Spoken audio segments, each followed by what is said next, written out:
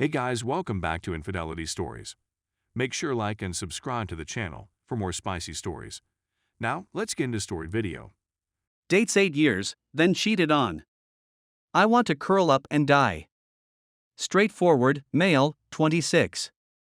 I caught my 8-year-old girlfriend cheating on me through text messaging. She was literally passed out with phone in hand and text app with the dude up.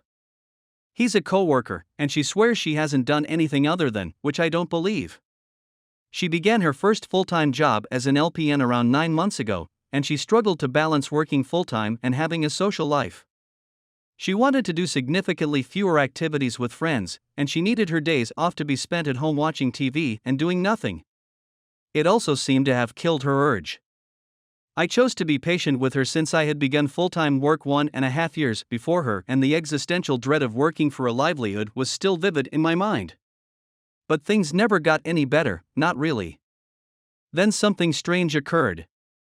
She claims she still loves me and doesn't know why she did it, but she does feel like we've stalled a little, which I agree, but I tend to put that stagnation on her as I try to get her out and about all the time with little success.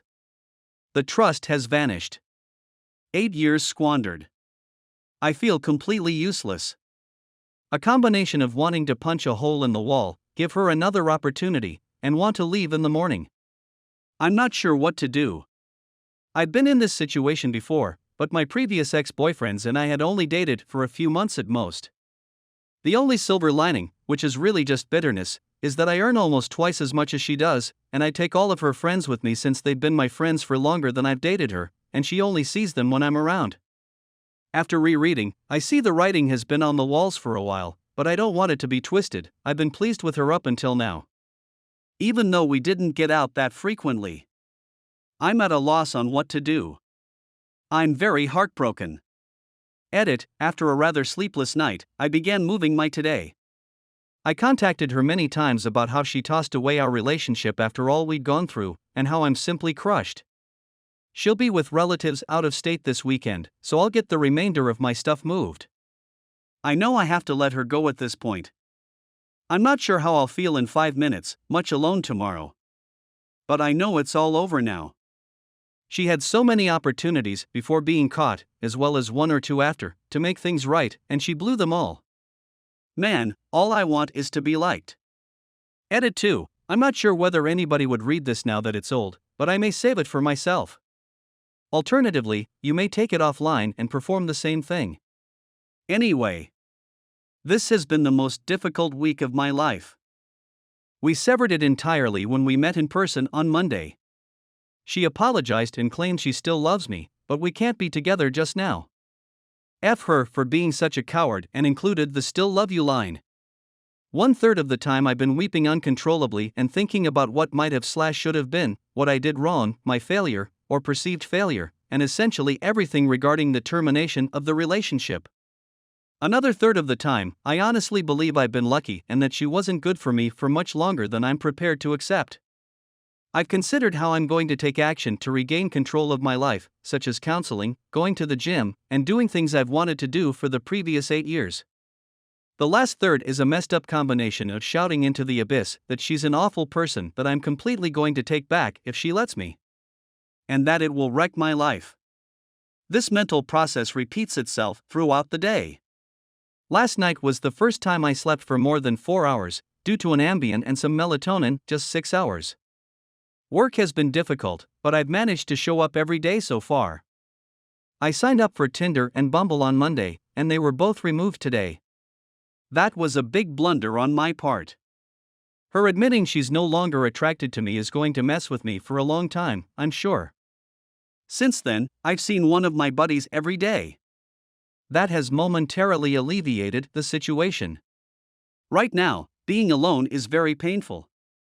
I can't bear listening to music or playing video games, 2 of my favorite escapes. Update, here's a quick recap. After 7 years of dating, they decided to marry. She cheats, I catch her, and we split up. For a time, I lose my mind. It's the worst sensation of despair I've ever had in my life. There are no children present. 4.5 months later, about 2 weeks after the breakup, I was placed on Lexapro and buspirone. I'm now weaning myself off Lexapro now that the main depressed symptoms have largely subsided. I've been seeing a therapist who has been quite helpful in enabling me to think more privately and sensibly about things, not only my ex, but also other relationships and life problems. I've only spoken to my ex once since we broke it off, and it was to tell her that I could owe her some highway tolls. But at this moment, I have no desire to speak to her about the breakup or anything else. I've been dating a few different folks, all of whom I've informed that I'm not looking for exclusive relationships. Dating is a lot of fun, if not a little expensive. I don't enjoy spending too much time alone with my thoughts, therefore it's kept me occupied. Also, holy sh*t, I had no idea how fantastic could be. I assumed it was an issue with me, but I'm very sure my ex was just harassed. I'll admit that I miss the sense of having my person. Just someone I can tell anything to and know they'll be there for me. A significant other, you know. I feel like I've exposed a lot of blind spots I've had and really began evaluating the requirements and expectations I need in a relationship after dating other individuals, reflecting on my relationship with my ex, and working through both of these things with my therapist. They were most certainly not being met by my ex. And they aren't all met by the folks I've been dating. I realize it will be a long journey, but I just wanted to provide an update as a ray of hope for those of you who are going through it. It will get easier. You are not to blame. You are not the issue. For the love of God, don't remain with a cheater when you can do so much better. And, if nothing else, counseling is an amazing tool for getting through this really tough period. Story 2. Brother GF cheated on him. Me Olivia *, 15, and my older brother Ethan *, 26, are very close in their friendship. To me, he's like a father figure, because of the 11 years age difference. He departed 8 years ago and is now residing in Mexico. It was also there that he met his partner, Luca *, 24 female, with whom he has been dating for almost 4/5 years. Since we moved into our house 4 months ago, they have been living with us, for work reasons. My parents, 58 female/48 male, were talking about how delighted they were to finally meet their first grandchild the other day, and I overheard them. I was confused since my parents don't have any children of their own, yet. Then I found out that my brother and his girlfriend are expecting a kid, so I asked more. Last night, they were apprised of the situation. They wanted to tell me the next morning. My parents and I were overjoyed with the news. I was pleased to discover that I would soon be the aunt or uncle of a niece or nephew. However, 2 nights ago, I overheard the girlfriend speaking in Spanish on the phone with a friend. We have extremely thin walls. I was on the phone with my closest friend Alba *, 15, who is of Spanish descent and whose native language is English. "What the hell is Luca talking about?" she said as she stopped me off in the midst of my thought process. Because I don't know Spanish, I was bewildered by the situation. Then she yelled, "Hold your phone up to the wall, I want to hear what rubbish she's talking about." I was baffled, but I decided to go forward with it anyhow. When Alba realized what was going on, she said words like this, "What new, and no es grave." LOL. When Luca's phone call came to an end, Alba was enraged. She essentially informed me that Luca was having an affair with Ethan and that the child was most likely not his son. I was taken aback, and I honestly thought she was joking. She, on the other hand, emphasized that she was serious. I raced over to Ethan's location. I told him of everything that had happened. I will not go into detail. He, on the other hand, was not persuaded.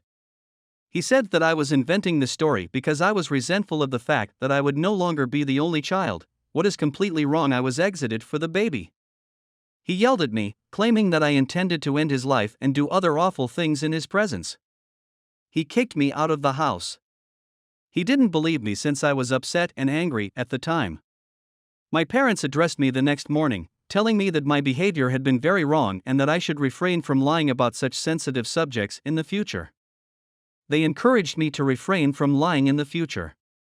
I told them that I was not playing a joke on them. They, on the other hand, did not take them seriously. I made no apologies for my actions. A look of hate and devastation was given to me by my brother, and I was forced to cease talking to him by Luca. So, what do you recommend I do? Would you please assist me with some guidance?